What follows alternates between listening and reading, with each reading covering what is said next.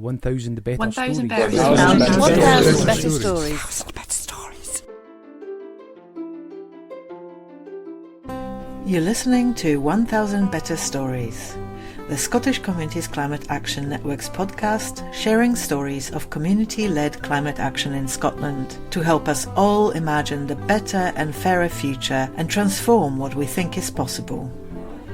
3 words about Fife communities, I would say diverse, passionate and caring. Really friendly, resourceful. There's a lot of different skill sets, a really strong sense of community, that everybody sticks together and helps each other out. Positive, engaged and optimistic. Hello, it's Kaska, your story weaver. In this episode, I share recordings from a gathering at Fife Renewables Innovation Centre at Leven, where we celebrated the first year of operation of our Fife Climate Hub on the 13th of March. I've been lucky to call Fife my home for almost 20 years now, and I've seen how far community climate action has come since I arrived and joined the movement. Around 15 years ago, I got involved in the plant group, setting up a community garden here in Tayport.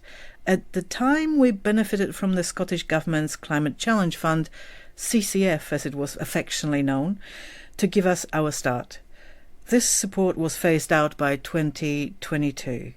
After what seemed like a long wait, last year the fund was replaced with a network of climate hubs designed to support community climate action at the regional level and moving away from focusing solely on individual communities.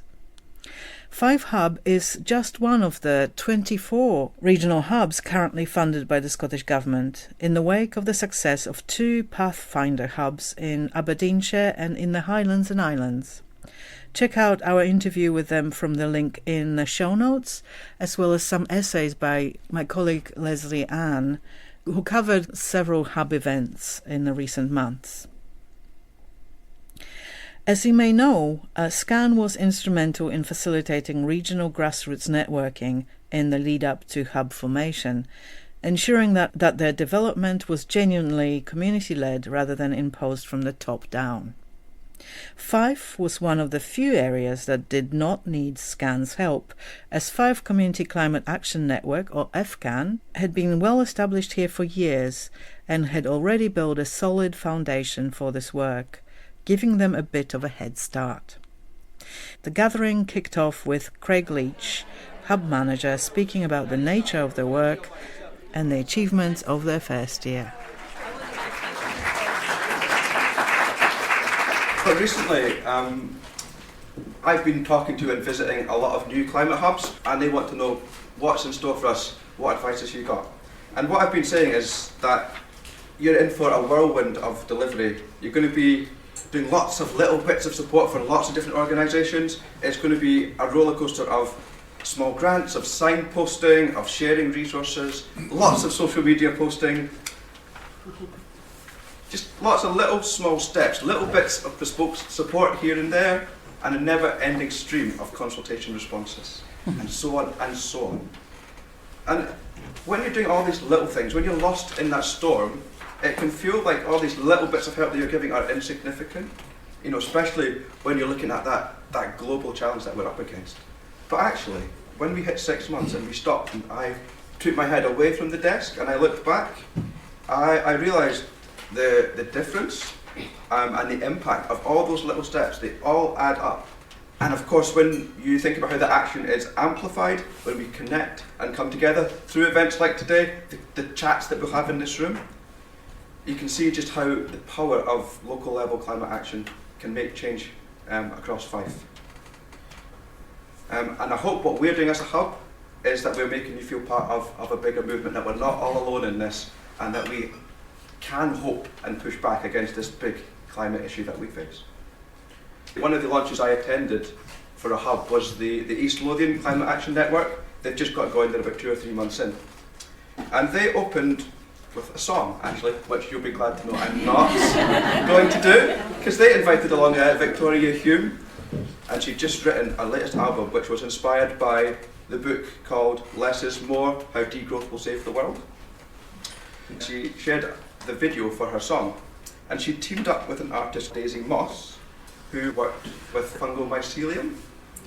So as she played the music, we had this growing, branching network of fungus slowly reaching out and connecting and making links, and slowly it grew across the screen until it took over the whole space. So all these small steps connecting to make something that is so vital and so powerful that fungus is in the biological world. This just was a great metaphor for local climate action and how small growth can create powerful connections and can drive change. And as a nature lover, I've got absolutely no problem comparing myself to a fungus, so I hope I haven't upset anybody else in the room. But that's what we're doing today. We are a fungal network reaching out across Fife.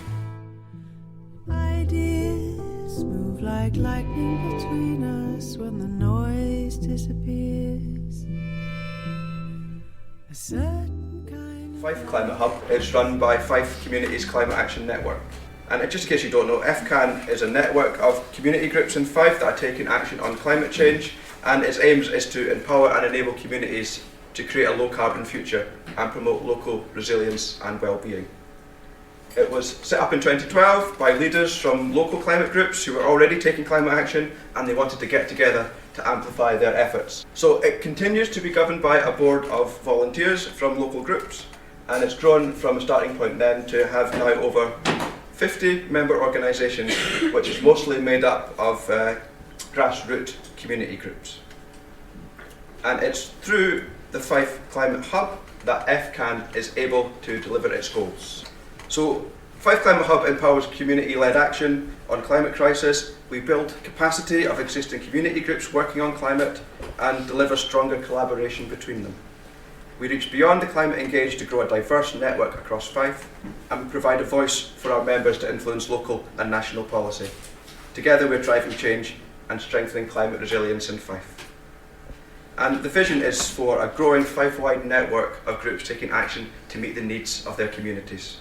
I know when I speak to colleagues that when you say you're from Fife, they definitely sit up and take notice, so people are aware that there's good things happening regarding climate action in Fife. And I just want to say thank you in advance for everybody in this room who's taken part in that in some way. And this is what we've been doing this year to deliver those aims. So we've done a range of training, such as the How to Win Hearts and Mind, which is all about how do you approach a project to get buy-in from your local community. We've done climate literacy training, climate know-how, climate fresque, how to talk about climate change. And we've tried to get people thinking about climate in relation to their local place through our new Climate Place workshop, which we've delivered in partnership with the council. Our members asked us, well, we need help with communications, so we set up a series of communication trainings online that were very popular and well attended. And probably our most common question that we get asked is, how can we get some money to deliver our action? So we decided that we'd work with SCVO to put on some fundraising training. We've done around about 50 events, talks, consultations, information events. These are designed to inform and inspire both individuals and groups to take action. We have a good relationship with Fife Council too. That's been really important, that partnership, and we've done loads of different events with them. Probably the most successful and the biggest win for FCCAN was when we got a roundtable discussion with the council leader to talk about their new climate strategy and let our members feed in and be heard, basically, which is really lovely. We've also attended their big climate conference called Fife COP, which happens every year, and we've delivered CPD and other talks to their staff as well. We've also worked closely, particularly with the Climate Change and Zero Waste team, who are here today. Ross, hello. Oh, that was a bit weak, Ross, come on. Ross and Kiana. They've been so helpful, just helping us with reaching out to new groups, sharing uptakes on grants that were really useful for our communities, trialling out new workshops, and just regular catch-ups to keep each other in the loop. It's been really good, so thanks for that. Another good success, I think, is our consultation events. So throughout the year there are loads of different consultations from the Scottish Government and Fife Council, and we try to feed in as many of them as we can, and we found the most successful way is to get our members around the table and they share our thoughts, we write up what they think, and then we respond on behalf of our 50 member organisations. We also share our responses with our members in case they want to use that as a template to respond themselves. We represent 50 plus organisations, so that is quite a loud voice, so when we talk, hopefully, then the government and local councils have to sit up and listen. And it's about giving you the feeling as a member that we are not just doing things locally, but we're also doing it from the top down as well. And we do try and meet with local politicians where we can. Mark Brusco came to visit us in Lochgelly at our office, and we also do have political representation on the Climate Hub steering group as well. So we're on the radar, and we try and get mentioned and feed into them whenever we can. We helped the NHS reach out to community groups and get them involved in green space strategy. They basically want to connect their land with community groups. Networking and collaboration is really important. No matter what event we run, whether it's fundraising, training or events like this, we always hear the most important thing was I got to connect with like-minded people. We try to do networking events regularly to give people that opportunity. We've visited a number of different projects around Fife, and it's just that chance to come together, to share, to learn and connect. So in the photographs there is our visit to the Ecology Centre in Kinghorn. Yay! We're here. This was Lyle who was talking to us about how they are trying to look after seagrass in the Forth, and they're trying to replant some, so they're going up to Orkney, collecting seagrass and replanting it in the Forth. And I learned so much, like the power that seagrass has to capture carbon is just phenomenal. It's a really cool project. The other exciting visit we had was to the St Andrew Reuse project. Oh no, we're not competitive in Fife, like, not at all. That is a really cool project. So what that does is they take donations in from students every year when the cohort leaves, and they go off, they leave behind all these flatfuls of things. And so they gather them up and they try and redistribute them to the next cohort coming in. And it's like a wonderland. It's in the basement of a halls of residence, and you go in and there's just stuff everywhere. Everything you'd want if you're a student, or maybe beyond being a student. Pots and pans, beddings, clothes, knickknacks, books, Halloween costumes. So it's it's just fun playing in there. There's lots of stuff you can pick up. And it's just tackling that consumerism and all that waste linked to us buying too much. We also went and toured an eco house in Pitt and Weem, and showed people what they could do and what an EPC-A rated house looks like. And we also had a Christmas party and ate lots of food, so that was good. A great recent success is our Fife Climate Festival. So I think some of you probably in this room were involved in that, so thank you very much. From the 23rd of February to the 3rd of March, we had nearly 60 events, all raising awareness of the climate and biodiversity crises. They highlighted what we could all do as individuals and communities, and it celebrated all the great climate action that was already happening around Fife. And we were just bowled over by the response when we did a call out to communities asking them to put on an event. It was absolutely phenomenal. I don't think we were expecting 60 events at all, and it's just great. So thank you so much if you took part. It was really good, and we reached a whole lot of people with that climate message. So again, it's about helping people learn skills. It's about helping people feel part of something bigger, and also giving them some resource. And just to mention what's happening next, so the Scottish Government have confirmed that the Fife Climate Hub will continue for a further year, and they've agreed funding in principle right up until 2026. So we will be here supporting climate action in Fife for, we hope, at least the next couple of years, and maybe beyond.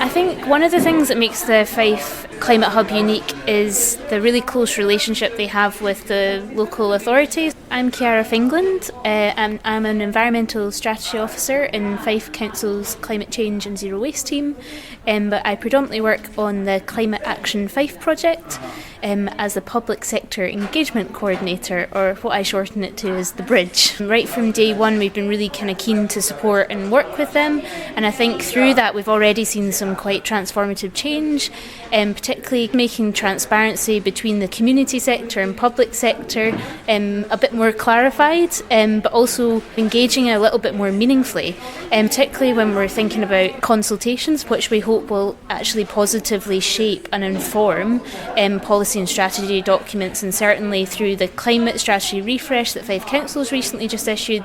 That's one example of that, alongside active travel and local heat and energy efficiency strategies, but it's really building those connections across sectors. For me, that gives me so much hope that is really just the beginning of how we can enrich that conversation going forward. I think just never underestimate the power of building relationships and actually taking the time to meet with people where they're at, because actually that can be completely transformative. And I think we need to be way better at being on the ground and out there actually connecting and speaking with people across sectors, be that community, third sector or public sector.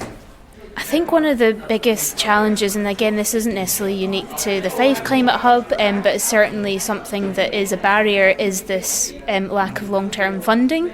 And this sort of short-termism that's applied to something that actually has so much impact and is so important that we need to add value to over multiple years, for security, for those that are putting so much work into making this happen, actually giving them job security. And not only that, actually the people that they're working with, making sure that they don't feel it's like, okay, the hub's here 1 minute and then it's gone the next minute. Building relationships human to human is absolutely critical, and that's why we need that longer term funding and security. One of my big dreams for next year is to think about the pathways for communities to be able to take climate action through this kind of collaborative working, so that people who are keen to take action don't feel like they're starting from scratch. They don't have to go through 100 people to find out a way forward, but actually there's a bit of a more trodden path that can be nuanced to suit that place in that context. So that's something that certainly we at Climate Action Fife are working with really closely with the Hub, and again through those cross-sector partnerships.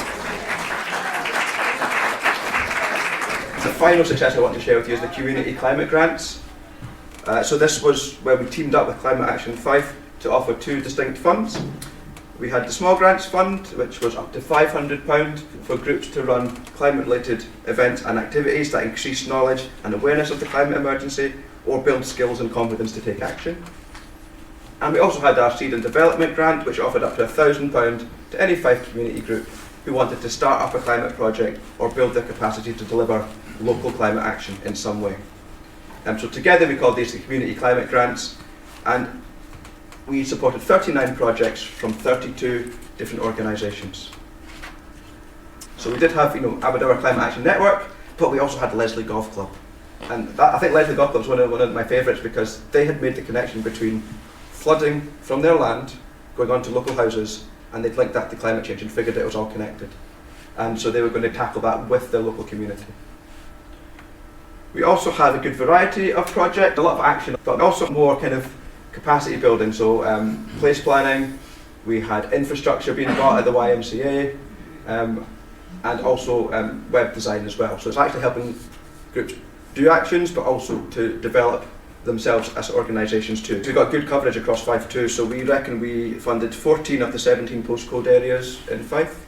So it was just really good at us getting our message out there to lots of different communities across Fife. And now we are going to hear from some of those projects that were funded. So we've invited these 5 groups along to share with us what did they do with their money. So I'm going to invite now Gareth up from YMCA in Glenrothes. I'm Gareth Harvey, I'm one of the service managers at YMCA Glenrothes. To give you a bit of context, YMCA Glenrothes provides support, homeless accommodation in the heart of our local community. The reason I'm here is that about kind of 5 years ago, before that kind of pandemic thing that nobody talks about anymore, we consulted with local people and we consulted with our homeless cohort, and we kind of thought, where do we go as an organisation? One of the things we looked at was about UN sustainable goals, and we picked climate change as one of those goals. That was one of the important things. But I'm standing here in front of you as a complete novice in terms of climate action, so make that clear. But what we've realised is that every single day we have 58 people, local people in our homes. That gives us an opportunity. We've got up to 200 people a year coming through our doors just in the homeless accommodation section, but we have about 1,300 other people using different projects within YMCA Glenrothes as a whole. So we've got an opportunity to kind of make change. So one of the things we did is we realised at the back of our accommodation site in Alexander Road, one called the Arch, which is Alexander Road Community Homes. But what we realised, if you look at the back of the building here, it wasn't necessarily inspiring for somebody who was going through crisis. It wasn't necessarily a fun or friendly place to be. So part of what we kind of decided was, well, let's look at grant funding, let's see if we can kind of do something with the area at the back, and create somewhere that we can also engage with people in terms of support, but we can also look at ways in which we can kind of make a difference. I call them the 5% gain. So if we've got somebody coming in, if we can improve their journey by 5% before they then move on hopefully positively in their journey, then we're winning, because we're not going to be able to solve all the issues all of the time. So that's what we did. So there's lots of grant funding through various different parts. From that, we created our Arch Healthy Living Garden. We are now kind of 2 years into the growing phase, and again, I'm not horticultural, so I can't explain to you everything's in the garden. I know what potatoes look like, so we're okay. What we've done is we've decided is to, use the skill sets within the staffing team, use the skill sets that we have through our various support teams and the local organisations we work with, to create a garden, which is about improving people's mental health and well-being, working with local communities, and we're in the heart of the community, so there's always this kind of take about how do we reintegrate homeless people back into the community. They're already there. We're already there supporting people. These are, potential brothers, sisters, aunts, uncles. They're people who have been struggling, and it's the homeless section that obviously we need to kind of improve on. So it all kind of filters into what we want to achieve as a sustainable community going forward. So we want to reduce isolation. We do have a play park associated with, and we own that as well. We want to encourage people to reach their full potential through volunteering opportunities, because we see that as a kind of maybe the first stage on somebody going forward in terms of employment. But obviously we know there's so many other positives in terms of volunteering as well. And part of that is also looking at things like promoting environmental awareness through education and increased recycling facilities. When I started the organisation, bear in mind that the accommodation site I've showed you in the slide there, we've got 27 people staying there. So 27 people, that's a lot of waste coming through the building. That's a lot of people not necessarily recycling, etc. And it wasn't. We used to have these huge, big, massive bins out the front, which were overflowing, etc. And one of the things that we looked at was like, well, actually, in fact, we can make a big difference in terms of getting people to just recycle, to think about that. So we used lots of different versions in terms of peer mentorship and things, and there would be like, prizes for the best recyclable flat, etc. And so that's what we've done. And next up, we've got Sarah Davidson from Sustainable Cooper. I'm chair of Sustainable Cooper. I'm one of the partners in our River Eden Sustainability Partnership, and our other partners are Fife Coast and Countryside Trust, Eden Angling Association, and members of St Andrews University. We got the £500 small grant, which we put towards a River Eden Day in Cooper, and we got a £1,000 grant, which we were putting towards a website, which we're just creating. This was all match funded against our Nature Restoration Fund award, which we got in February from Nature Scot. But first, I want to tell a story, but this isn't a jackanory. It's about freedom for the Eden. It may sound like I am pleading, but the Eden is really needing. Community in Cooper decided on a meeting to think about the Eden and all that it was needing. The Climate Hub provided dosh. The CIC provided nosh. 300 people came together, children's, adults, all a-blether. The hall abuzz with bugs and beasties, a vision of the Eden emerged. Oh, so hasty. Fish and bird and tree and reed, beautiful flowing river reed. The agile otter in the water are crafted by the young and old.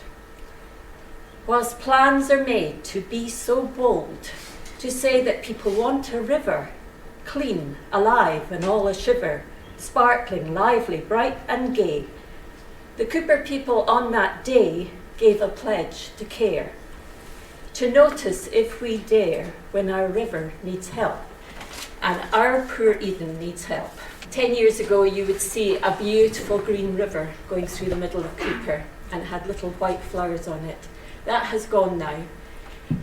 We think it's due to the phosphates and the runoff from fields with the high nutrients causing algal blooms. And you almost don't realise what you've lost until somebody points out to you that it's not there anymore. Climate change has led to warmer water with fish being affected by the rising temperatures, biodiversity loss due to climate change, as we all know, with the loss of riparian tree cover and the amount of invasive species we have. The summer droughts have led the farmers to need to abstract water to keep their crops alive to feed us. The autumnal and winter storms have led to flooding, and the silt runoff of the fields has led to the fact that we've now got a riverbed that's covered with silt, and the fish can't spawn because they haven't got the riverbed beneath. Our salmon levels in the river have plummeted in the last 5 years. We've got morphological changes to the banks of the river because of the changes in fluctuation because of the climate. We've got giant hogweed, we've got Himalayan balsam, which are crowding out native plants. We've got signal crayfish and we've got mink, which impact on native wildlife. We've got plastic pollution, as is everywhere, and we have sewage outflows during flooding events. Not only during flooding events, we have other events happen at other times. We've had a Scottish water pollution event, a major one in 2018, which had a totally devastating effect on the fish population. And more recently, there was a major pollution event in the Ceres burn, which came off a landowner's field. So what are we going to do about this? Well, RESP has got a 1-year development funding. So we are just in the process of employing people to survey the river, and we're surveying the whole catchment. And the reason this is important is we're not just focusing on the main tributary of Eden, we are surveying the whole catchment. We're looking at habitat, invasive species, and we're mapping all the landowners as well. But a big part of our project for the development funding is the community side, and we're having these community events. And at the River Eden Day we had 300 people. It was just so obvious, so many people really feel passionate about the river and want to do something. And the reason why we're doing this is so that when that wee girl grows up, she might be able to see salmon going up the river. So thank you very much. Next time I do a speech, we're not going to be fungi, Sheila, we're going to be the River Eden networking out. I'm Callum, I'm from St Andrew's Botanic Garden. And the reason that I think this network is so important is because it actually ties in with a large problem we've hit at the Botanic Gardens. So a few years back, we made a rather bold decision. I say bold, it's a sensible decision, and that was we didn't want to be a conventional Botanic Gardens. So when I say the word Botanic Gardens to pretty much anyone, the first thing they think of are big hothouses with really cool tropical plants in them. Is that what everyone's thinking here? Yeah? Well, it turns out if you're heating a greenhouse that's the size of a football pitch, it produces quite a lot of greenhouse gases in the process. So if we chose to concentrate on climate change, biodiversity loss, and actually our big thing is now keeping Fife green now and for generations to come. By choosing to do that, it was a bit hypocritical for us to use all of those fossil fuels. So we made the bold decision to turn those off, and by doing that we cut our emissions by 98.7%, and we now take in more carbon than we give out, which I think is really, really good. However, everybody still thinks Botanic Gardens should be about tropical plants. I disagree strongly with that, and I think that they should be about solving a problem. Botanic Gardens have always been about that, whether that was solving the problem of where do you get medicines, or for a long time they actually had a more nefarious reason, and that was to do with the slave trade and cotton and tea, or teaching. The problem that we're solving today is the one that we're all here to talk about, and that is climate change, biodiversity loss and conservation. And the funding we've received through both the seed funding and the small grants has allowed us to develop what we deliver so that we can target our local audiences so they can get on board with us. So thanks to the funding we've got, we ran quite a few things. So the Seed Development Fund allowed us to redevelop our sort of community, family-facing and schools programmes alongside Edinburgh Botanic Garden. And we now have a nice new schools workshop.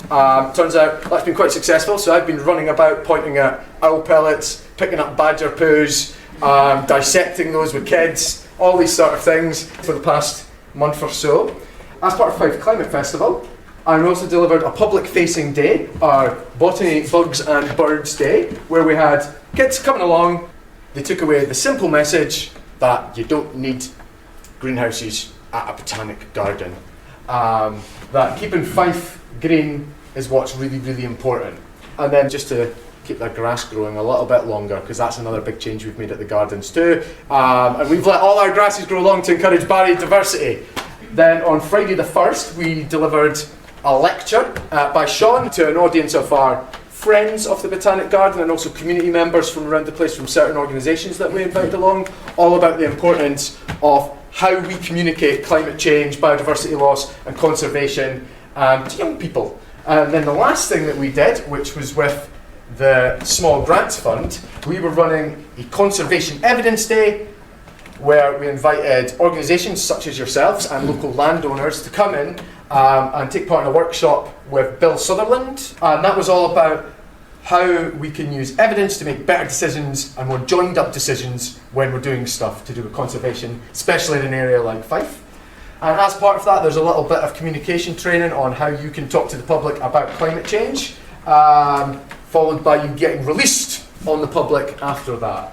In order to keep Fife green, we need to make dramatic changes, and those changes aren't always popular, as we've been finding over the years. So without the support from you and organisations like you, we wouldn't be able to get that message across, and we would fail to exist as a botanic garden. Okay, so thank you very much. I'm Colin Latto. I work with Fife Curry Clubs, and we're based in Kirkcaldy. Curry Clubs is for people with social isolation, ages between 26 and 65. There's clubs in Leitbill. I run a club in Leven. There's one in Glenorthus, Kirkcaldy and Dunfermline, and oversee the garden. So I first started working with Kearney in July last year, and within 2 weeks of that I got an email about the Climate Action Grant, and I was like, oh, I quite fancy trying this. I thought, well, the garden was quite bare, and then I thought, well, how am I going to help? I thought maybe planting seeds.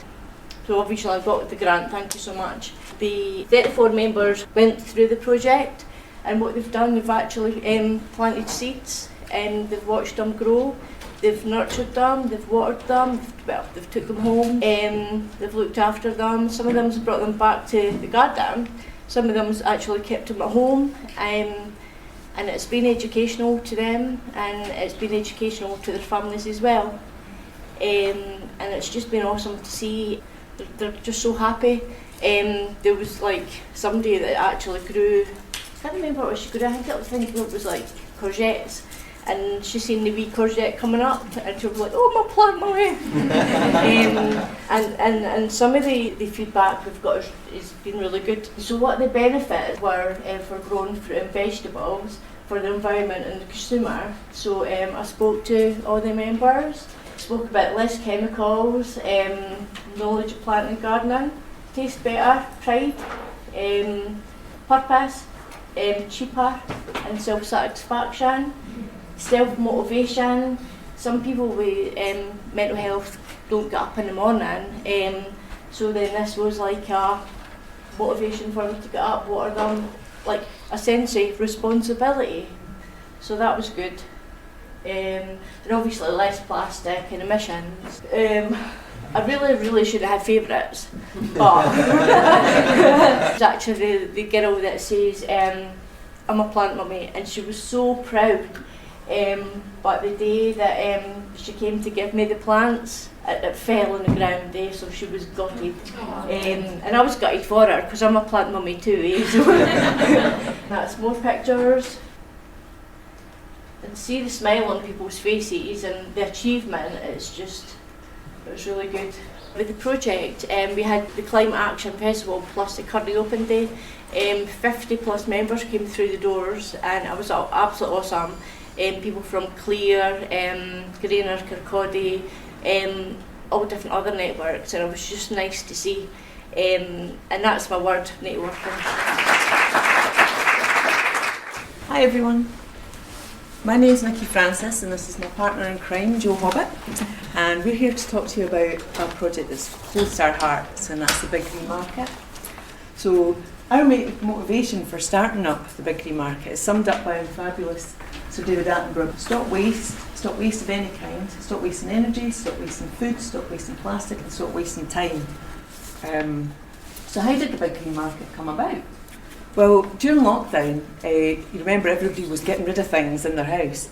So in a bid to try and redirect these items from landfill, we roped in 3 of our very talented friends and convinced them to organise a pop-up pre-loved market. So we set up this working group and came up with the idea to run the market over 2 days a month.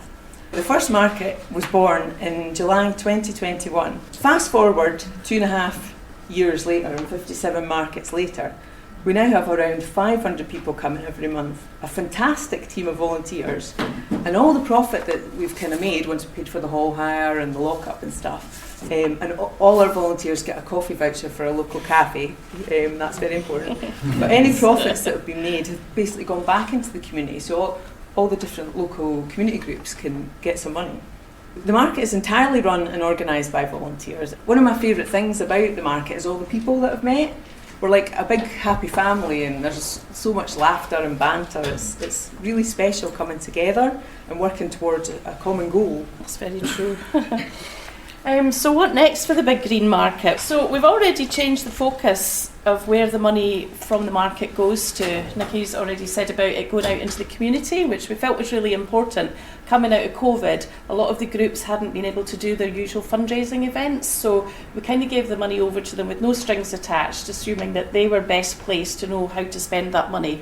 It was never our intention, though. We're now working with local groups still, but partnering up with them to make their activities greener.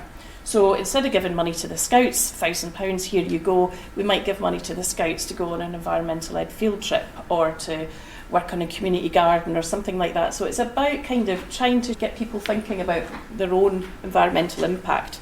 We still have a table at each market for a community group so they can come along and raise their own profile, recruit members or volunteers or whatever, and we still give £100 a month to share between the local community cafe and food bank. We're looking at upcycling as well and repurposing and remaking, and one of the things that we really wanted to do was trial some workshops, and we're really grateful to FCCAN and the Seed and Development Fund for kind of believing in us and giving us the money to trial 6 workshops. So we were making costume jewellery out of old 1980s earrings out of old costume jewellery.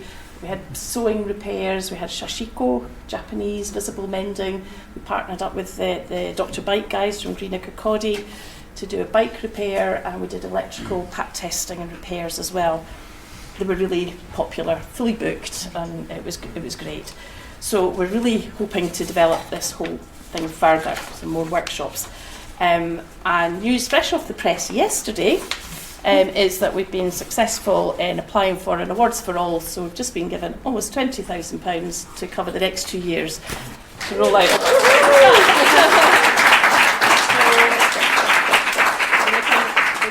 Sort of develop a whole workshop programme and investigating a repair cafe in Burnt Island. Yeah, watch this space here. In the application for the Awards for All, we were able to say that we'd had this small grant and that has given us a chance to trial the workshops.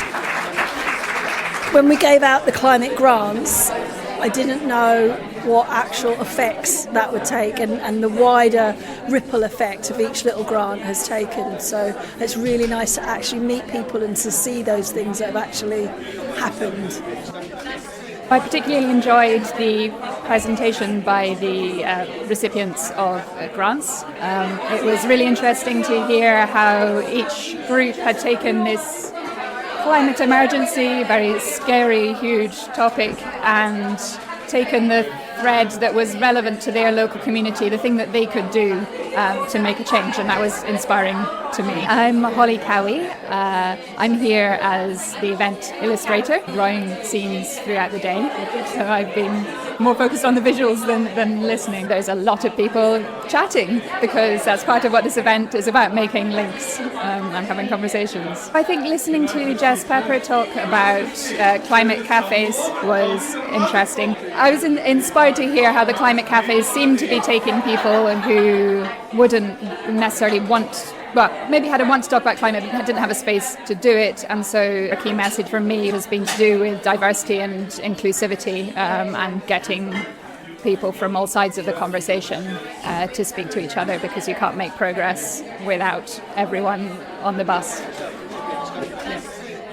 I have 2 A4 pages back to front of different things and then colour-coded. I've got a lot of organisations that I'm going to have a good look at. I've taken note of what they're doing, what's working. I'm Zoe McMahon. I'm from Methil Hill Community Children's Initiative. We are an outdoor education centre. I'm thinking about having a climate cafe, maybe just trialling that. And when I first started thinking about that idea, I thought, oh, that would be nice. We have a community cafe. It wouldn't be too hard to just, get a couple of cups of tea and some biscuits. And I thought, where are we going with that though? What would we do? Would it be in the garden? And then after a little while of hearing Jess speaking, I realised the destination doesn't need to be known. We maybe just meet up and have a conversation, do a little survey and ask the people what they care about, what they're interested in, instead of trying to guess what they're interested in, instead of trying to plan the end route. After some lively networking over lunch, we were back in the room for a panel discussion facilitated by Ali MacLeod from Transition St Andrews. Today we've got an amazing panel, a smorgasbord of wonderful people from different areas and different experiences.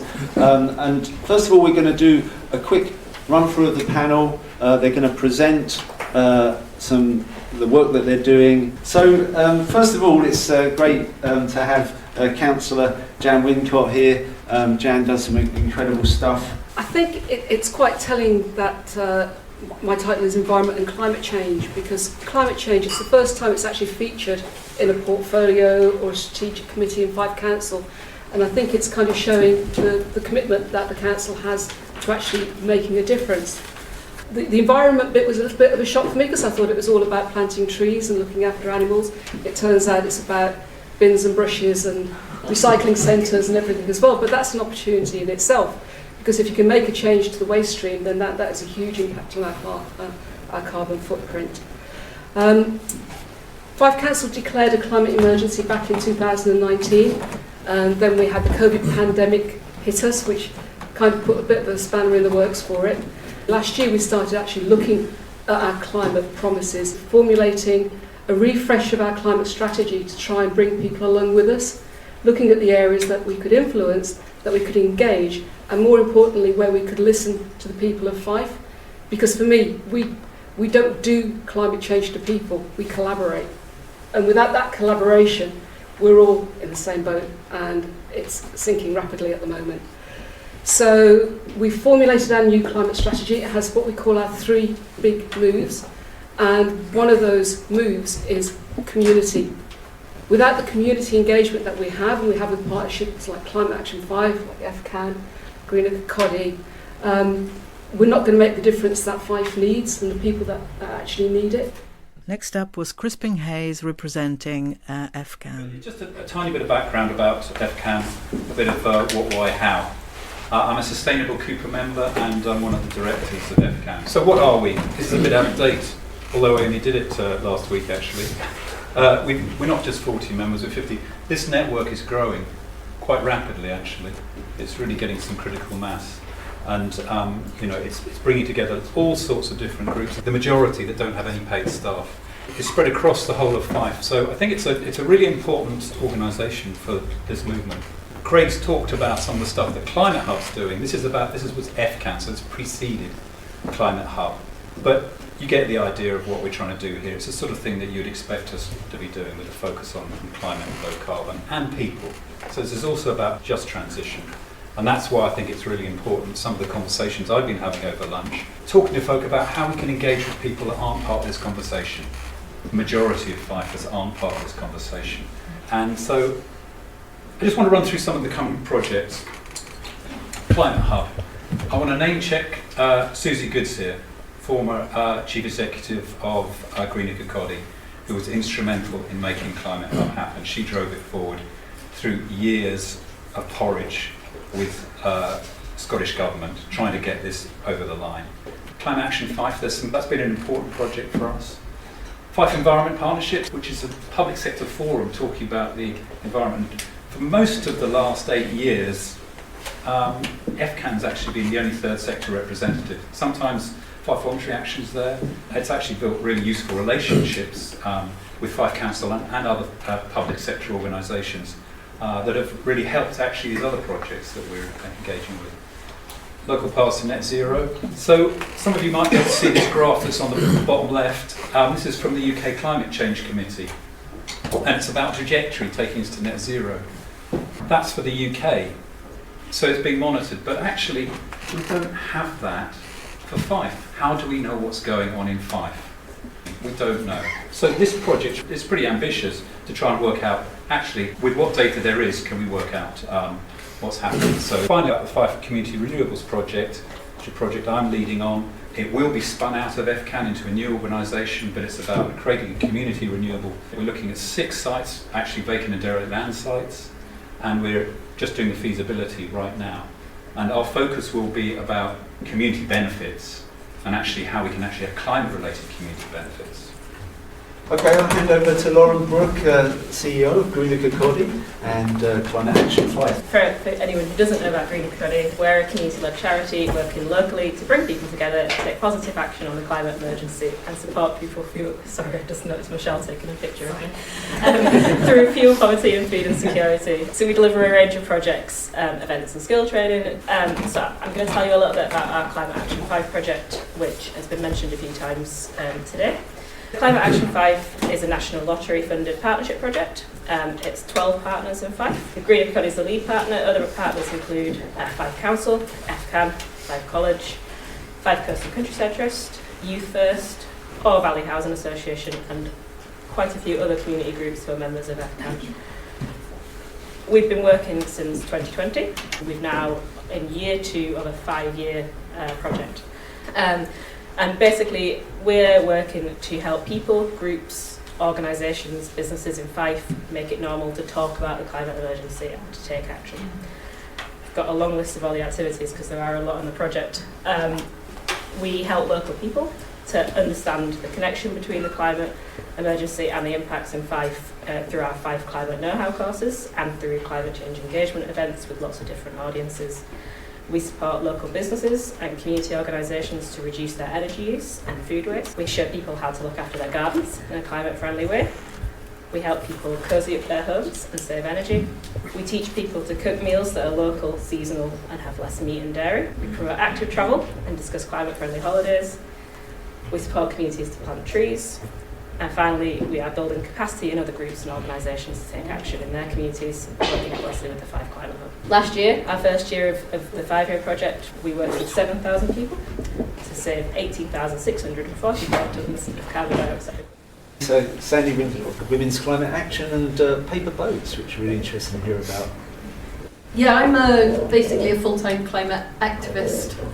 Now I came from a background in climate science and renewables. I taught environmental science for many years, so I feel like I've been fighting this battle forever. But in all my years of doing that, I've seen very little of the action that's really needed from our political leaders. The climate has never been in a worse state, and I'm seeing earth scientists, climate scientists on Twitter panicking. The temperature rises in the North Atlantic last year were off the scale. We have a mammoth task on our hands. I can't exaggerate that enough. It's a huge task. In order to keep most of our planet habitable, we need to be cutting emissions by 50% by the end of this decade. To put that into context, during COVID, when we all stopped flying and driving our cars, carbon emissions dropped by 6%. All the fantastic renewables projects that have happened over the years have increased our renewables capacity, but that extra energy has been taken up from extra consumption. We have not reduced our fossil fuel emissions at all globally. So the task that we have is mammoth. I cannot exaggerate that enough. Sorry, that's a total downer. We need real, rapid, urgent climate action on 3 fronts. The first is in communities, and this is what you guys are doing brilliantly well. I cannot stress how heartening it is to be here and hear all these stories.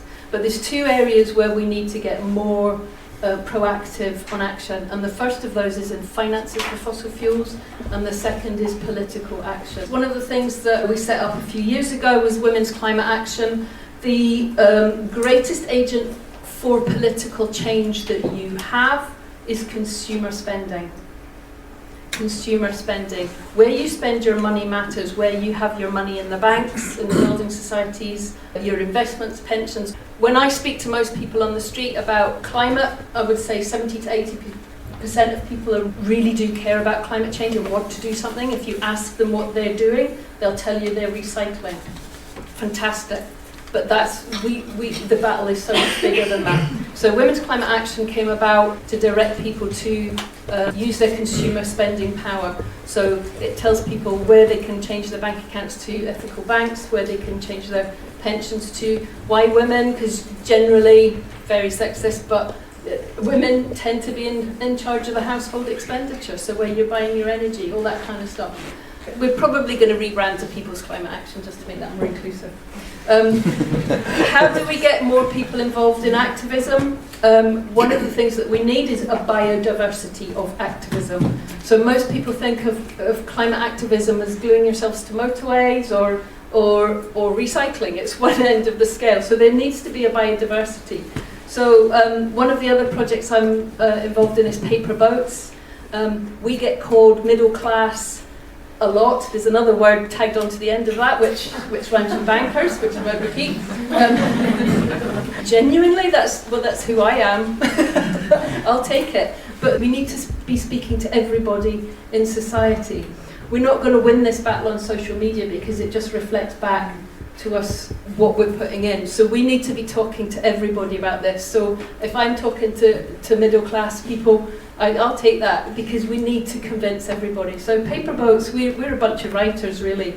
We're nature writers and we're seeing huge drastic changes in our environment that are very worrying. So we got together and the paper boat, which is a lovely fragile thing, came out of a poem by Kathleen Jamie, which is about keeping climate hopes afloat for our young people. So the paper boat is our symbol, but it's also a tool for our activism. I have never, in all my years of activism, come across such a brilliant, beautiful conversation starter than the little paper boat. If you go up to somebody and say, do you want to talk about climate? They'll say, no. If you go up and say, would you like a paper boat? A smile's on their face and it opens the conversation. Beth McCushy, SCVO, lead on growing climate confidence. I work for SCVO, which is the Scottish Council for Voluntary Organisations. We're the national membership body for the voluntary sector in Scotland. So we do lots of work around the kind of operating environment for the voluntary sector, the space for charities, the funding for charities, those kind of issues. And together with the collaboration of other kind of national bodies like the Development Trust Association, Social Enterprise Scotland and others, a few years ago we did some research looking at the kind of readiness of socially focused voluntary organisations which make up the bulk of the sector. So there's 46,500 voluntary organisations in Scotland. Only about 4% of them have climate environment as their kind of core purpose, their primary mission. But as we've heard this morning, lots of organisations that are socially focused actually can take amazing action on the climate. So what we've tried to do is to work out what our part in the sort of the broader sort of climate space is. There's obviously FCCAN and FCCAN and lots of other organisations that are at the grassroots doing community-led action.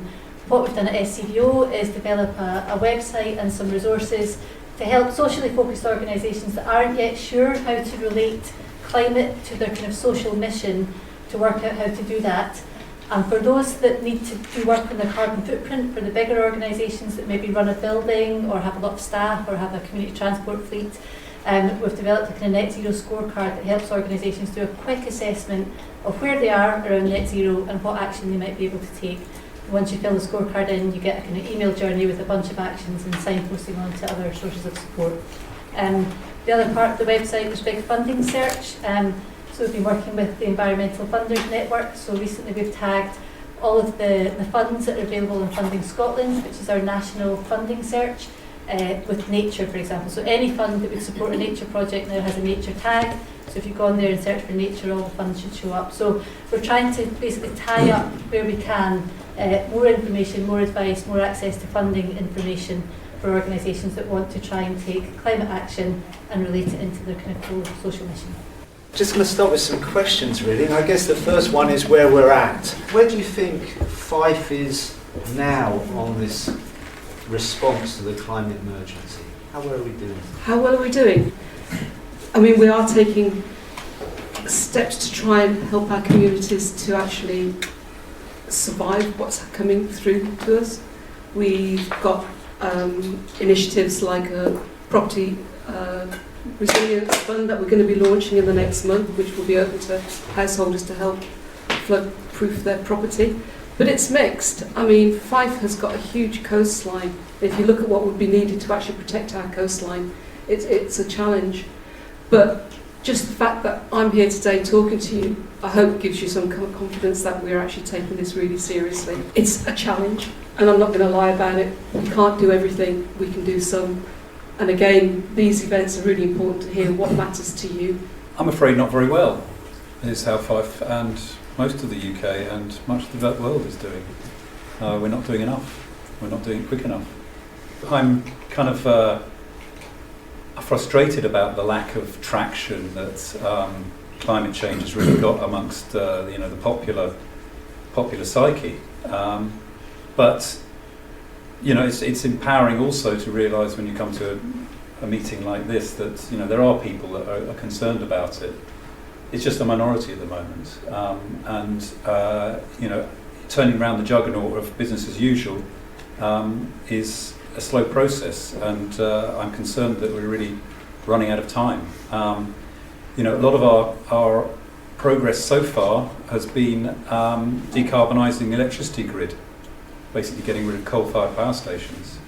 But actually some of the other stuff we've got to deal with is going to be much harder. And it's going to require people to make some sacrifices. And, it's difficult within our political system and the other issues that we're dealing with, particularly economic pressures. So I think, I'm still pretty concerned about it all, to be honest. I think Fife is actually doing comparatively brilliantly. Obviously, I'm not playing down the climate emergency. I mean, look at everyone in this room. I think that the community sector in Fife is absolutely brilliant, and there are so many amazing groups taking action in their communities, and vibrant, passionate people with all these ideas of what to do. And I think when you talk about how much the Fife Climate Hub has done this year, obviously I'm speaking on behalf of Climate Action Fife, there's these brilliant support networks here, engaging people who haven't been engaged before. I mean, there's people in this room who I've never met before, and groups who may have just got involved in the movement, and that's really empowering and motivating. There's people from NHS Fife, there's Fife Council in this room, there's cross-sector action happening, which I think is really important. Very good, very good. I see 2024 as a really pivotal year in terms of climate activism. I think the weather is doing the work for us. We're certainly seeing that in Fife, particularly with groups like farming communities. They're really seeing it. So there's the conversation openers for you. The weather is giving you that conversation opener. I think we're on a really pivotal tipping point at the moment, and I'm not sure which way it's going to go, if I'm honest. I see a huge rise in activism. I was at the activist event beside the pensions conference, and the overwhelming response from investors was, we're listening, we are listening. We know that things can change very quickly, and we only need 25% of the population to reach a societal tipping point. We know things can change very quickly. So where are we at? We're at a very crucial point in time. I think from the sort of national conversations around the Fife Climate Hub, is the one that's often mentioned as being quite far ahead. So in terms of that kind of comparative piece, and having been here with you all today, you can hear about all the amazing action that's going on, so that's a real positive. In terms of the tipping point, I don't know, our sister council in England, NCBO, have got a big campaign just now all about divesting from fossil fuels, encouraging the big national charities. That there's not many charities that have enough money to have investments, but those that do are being encouraged to move their funding away. That wouldn't have happened a couple of years ago, so there is some real sort of positives there. Following on a great podcast, Outrage and Optimism, if you're going to look at the Scottish picture, what makes you most outraged and the thing that makes you most optimistic that communities can do something on climate? I'm not naturally a person who sort of feels outraged, I suppose. I probably feel more positive and hope where I can. I think some of the stuff in outrage is just the slowness of the pace of change of some of the policy to keep up. So the consultation just now about heat in buildings, it's good to see that, but by the time that actually plays out, it's going to be too late, and the measures that they're suggesting aren't going to go far enough in my view. So I think the outrage is kind of that the government hasn't done what it needs to do and still is not doing what it needs to do. In terms of optimism, I think the future that we want isn't just about the sort of reduction in carbon, it's also about connected communities and community wealth building and all of the stuff that the voluntary sector does really, really well. So my hope is always just in seeing that no matter what happens, that the voluntary sector exists, communities come together, action happens, and it's kind of keeping that going. I'll talk about optimism actually. What gives me optimism is seeing people gathering, we're only going to change this together. I think in terms of outreach, on a local level, I think that public transport is a massive thing. I mean, that's something that comes up relentlessly in all of our community consultations. And I think if we're actually going to seriously get people out of their cars, obviously, apart from making it easier to cycle and walk, but I mean, public transport is a big thing in Fife for a lot of people. There's quite a lot to be outraged about, but I think just collectively, it's some of the artificial barriers that don't allow change to happen. Part of it's the planning system, part of it's government regulations, whether it's the electricity market or the fact that the planning system doesn't actually seem to have the power to force developers to have a greener solution, so cycle paths, this sort of thing, within their development. So those are really frustrating because those are actually no-cost solutions, and I found that pretty outrageous. Yeah, there is a lot to be outraged about. The thing that really annoys me is the get-out clause that people seem to apply. I mean, the example of the energy efficiency and social housing, we're supposed to be meeting all these targets and achieving it, but then I find out if you're in a conservation area, you're excluded. It's like, it doesn't matter that your windows are still drafty, you're in a conservation area, so you're just going to have to put up with it, basically. So that really annoys me. And that's not a Fife problem, that's nationwide. To be optimistic about, I think it's this feeling of resilience that I'm getting from the community and all these great projects that are actually springing up. And a final question from me. If we can imagine 10 years into the future, what does good look like for the communities working on climate change in Fife? I think we need to adapt. I think the days of mitigation are probably sailing into the sunset now. So I would like to see a more resilient Fife. I would like to see a more collaborative Fife. And I would like to have far more consultation with the people that Fife Council for and represent. I think what good would look like is if this room had to be much, much bigger to accommodate everybody that's interested in this subject and not just preaching to the converted. A well-resourced organisation in every community in Fife supporting community action with long-term funding and people knowing where to go for support and cross-sectoral action. I would say more of this, definitely more of this. The thing about tackling climate change is it ticks all boxes. It's intersectional, it's inclusive, it's brilliant. I would say in 10 years' time, degrowth, well-being economies, local economies, local community action. From the SCVO point of view, I'm going to say fair funding for the voluntary community sector in Fife and actually nationally, so multi-year funding with uplifts built in where staff are paid enough that they actually want to come and work in the sector.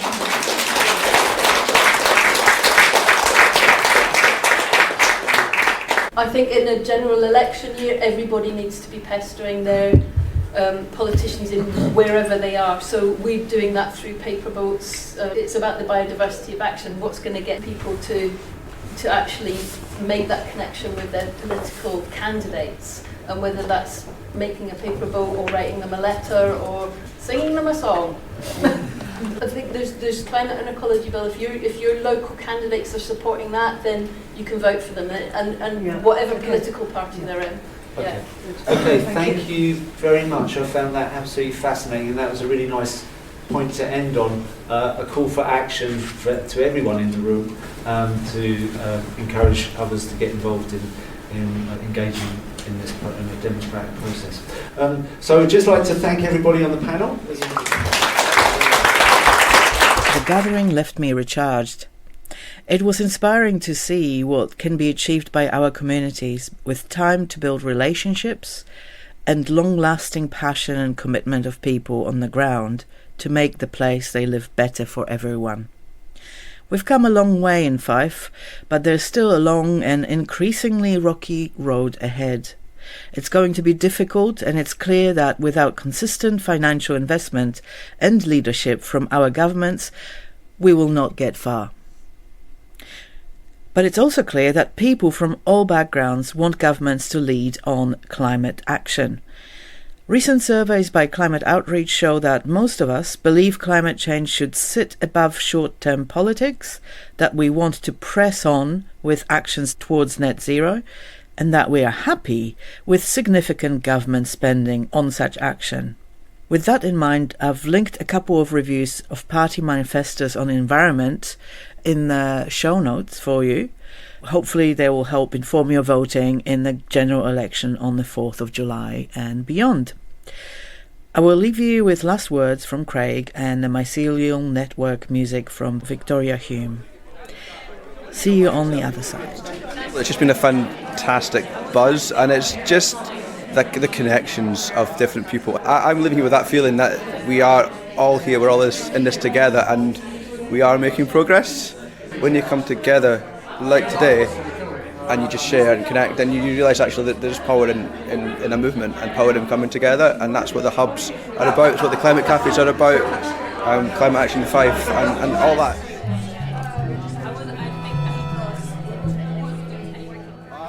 Here grows an unlikely alliance in the underfoot. Watch out from your toppling platforms as the ground swells up, tips up the power.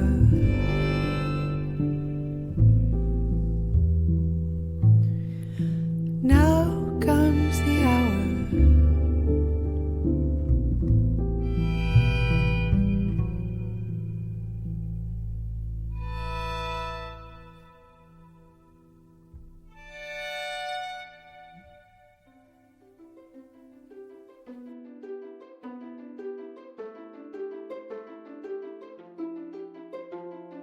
Thanks for listening.